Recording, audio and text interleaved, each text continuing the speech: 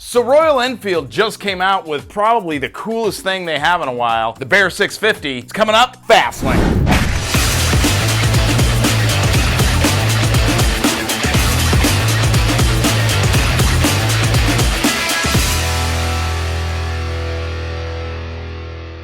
So it is big, it is mean, it is scary. Actually, none of those things really describe Royal Enfield, to tell you the truth. But I will say this, the Bear 650 is a very, very cool machine. If you've seen the videos that just started popping up, you know, I didn't even know this thing was coming out. I mean, I'd seen some spy shots. I knew there was something going on with some kind of a scrambler bike, but I had no idea that this bike was already going to release. And you know what they did this time that's really interesting? Instead of releasing the bike in India, like they normally do, and all of us over here in the States, we're like kind of scrambling to try to figure out how to do content on the thing, they released it here in California, I think is really sweet. Way to go, Royal Enfield. And essentially, instead of Americans or whoever having to run over to India to review this bike, they actually brought people from India over here this time to check it out. Super cool. All right, let's talk about this bike. What is this thing? If you look on the number plate that is on the side of this machine, you're gonna see something. It says Bear 650, but in little tiny letters, it says INT. That is the INT 650, the International as we probably know it, but you probably know it better as the INT 650, right? So that's the bike that this bike is essentially based on, the Bear, the INT Bear 650. So what's unique about this bike? What's different from the normal INT or International? Well, it's got the same 650 parallel twin engines, gets about 47 horsepower, but here's what they did on this one. They've got an 8% increase in torque on this machine. So that 650 engine is essentially the one that's been in the Continental GT, the International, the Shotgun, the Super Meteor, but now it's got an increase in torque, an 8% increase in torque, thanks to the mapping of the engine and essentially to the 2-in-1 exhaust that comes on this thing. So it's taken it from, I think, maybe 52 newton meters of torque to I believe 56 or 58, somewhere in there. So what is the Bear 650?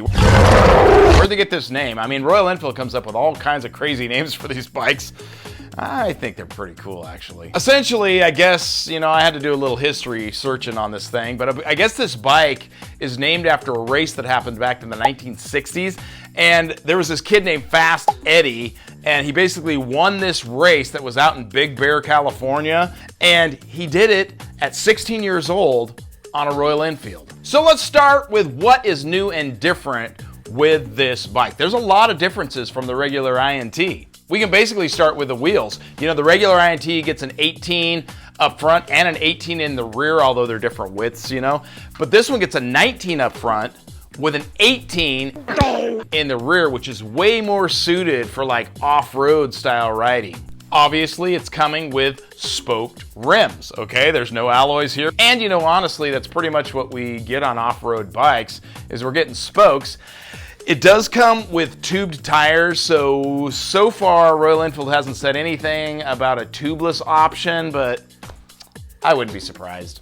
And it comes with some really sweet knobbies. These are kind of essentially like a dual sport type of a tire. I think they look really sweet. This bike has upgraded anti-lock brakes in the front and the rear, pretty similar to the brakes that are coming on the new Continental, the new INT that are all blacked out, you know, the Shotgun and the Super Meteor. But the thing that's really cool about this one is it's got switchable ABS in the rear. Yeah, you can turn that ABS off so you can have that off-road fun with this bike. You know, people, they hate, I've never experienced ABS off-road. I've had old school dirt bikes, they never had ABS, you know what I'm saying? But nowadays, a lot of these ADV bikes, they have ABS, and when you go off-road with them, some of the older ones especially, they didn't have switchable ABS, so you were stuck with ABS even when you went off-road.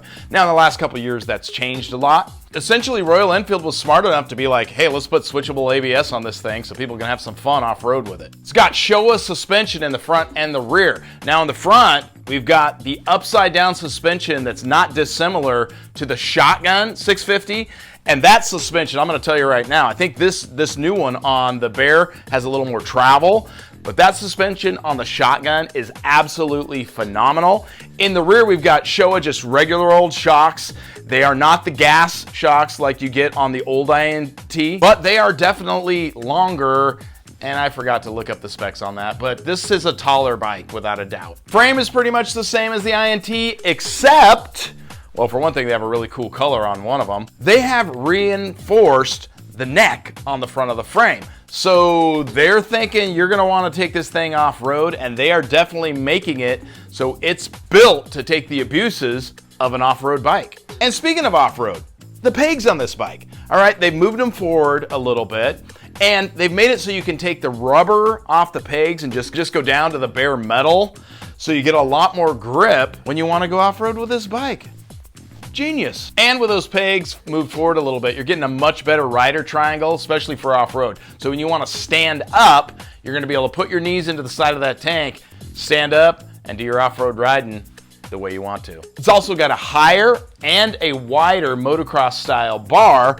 I think it's maybe like that adventure bar that they have for the Himalayan. It might be the same bar. I haven't looked at the specs. It looks just like it, but it's got the cross brace there in the front and just looks really cool to me. And of course, let's talk about that 2-in-1 exhaust. That's where you're getting the extra torque. 8% increase in the torque. Now, my understanding is Royal Enfield wanted to keep the horsepower still down to below like 50, so it's like 47, 48 horsepower. So they didn't want to mess with that because it's about licenses and stuff in other countries. I don't know much about that, but I know there's only so many cc's you can have, or you got to get a higher license. What I do know is this 2-in-1 exhaust gives you an 8% increase in the torque range, lower torque. And you know, I heard on somebody's video, somebody was like, I don't know why they didn't put a higher exhaust on this thing like some scramblers have. Here's why. Apparently Royal Enfield was like, we're gonna go ahead and, even though it's a 2-in-1, we're gonna keep it lower so you can have a passenger, number one, and number two, you can put soft bags on it without having to worry about melting your bags. And I believe this is a first for, at least for the 650 line, I think maybe a first for all of Royal Enfield.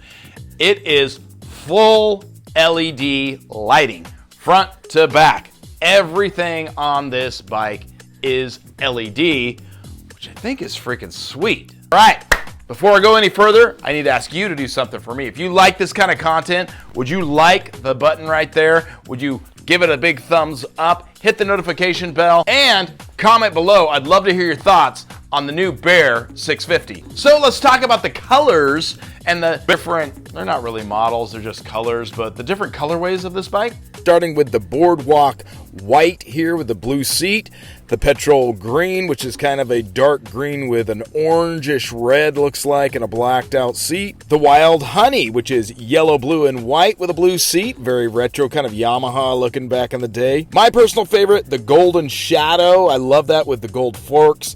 Black with a couple different kinds of kind of a silver and a gray. And this one I really like as well. The 249 is pretty much the Fast Eddie edition with that turquoise frame and the white. Here's my thoughts to kind of sum this all up. I absolutely feel like Royal Enfield is on completely the right track. Now, you've heard me before. I've basically said I'm not a huge fan of these water-cooled bikes. They're not my favorite, but they do seem to be the wave of the future. It's the way a lot of motorcycles are going. All right, so when they came out with the new Himalayan, it's all water-cooled. Then they followed that up with the Gorilla. I'm like, oh man, is this where Royal Enfield's going and we're getting away from the oil air-cooled bikes completely already? Because it kind of made me nervous. You know, I know Royal Enfield, they're trying to launch like an electric bike, and I'm not against that stuff. I'm like, hey, you want to have an electric bike? Have an electric bike. You want to have water-cooled? Have water-cooled. But I do like the option of having the good old-fashioned air oil-cooled machine that's super simple. I don't know, I'm just a simple guy. That's what I like. So I guess what I'm saying is when I saw those bikes, the Himalayan, the new Himalayan and the new Gorilla, you know, I was like, oh boy, this is where Royal Enfield's going. We're going to kiss these other bikes goodbye. And boom, you turn around and they come out with a Bear and I'm just like, okay, they still see the need and the want for these kind of machines. Royal Enfield is absolutely genius. Now, if I was Royal Enfield, I would never get rid of some of these machines. I would always have them as an option, right? maybe you could do like half and half. You do half your water cooled, half your oil air cooled. I don't know, man. There's my idea. But I really think Royal Enfield needs to be really, really careful and not just get involved with all the trends that are going on, and make sure they keep that heritage. That's something we've seen with like some of the Harley Davidson stuff and fans of that as they've gotten into these new engines and things are progressing and all the technologies and stuff, you know, there's people that want that, right? That's really cool. But there are also people who just don't want that kind of bike. They want the classic, they want the heritage, they want the old stuff. And I guess I'm gonna say in some ways that is me. I like the more classic stuff. I don't like all the technologies that's coming out. Now this one thing I forgot to mention is this one has a brand new TFT dash. Now this is pretty much like what's coming on the Gorilla, what's coming on the Himalayan. They don't have the tripper off to the side or the dual dash anymore like the regular INT. This one actually has it all integrated into one. But you know what? It's actually still quite simple. As I looked at this thing, because I'm not a big tech guy, you know, I'm not super thrilled about all that kind of stuff.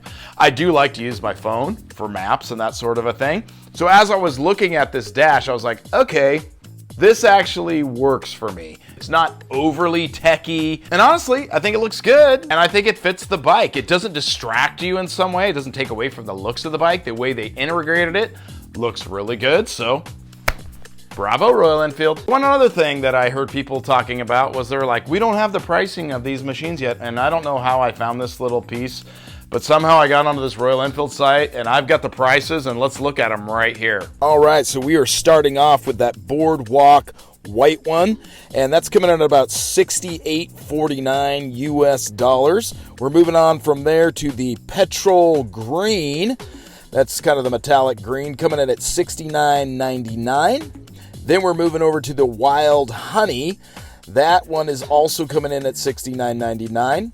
And we're going to my personal favorite, the Golden Shadow, with those gold forks, as I mentioned, $70.99 US. And last but not least, of course, the 249 or the Fast Eddie edition, coming in at $71.99.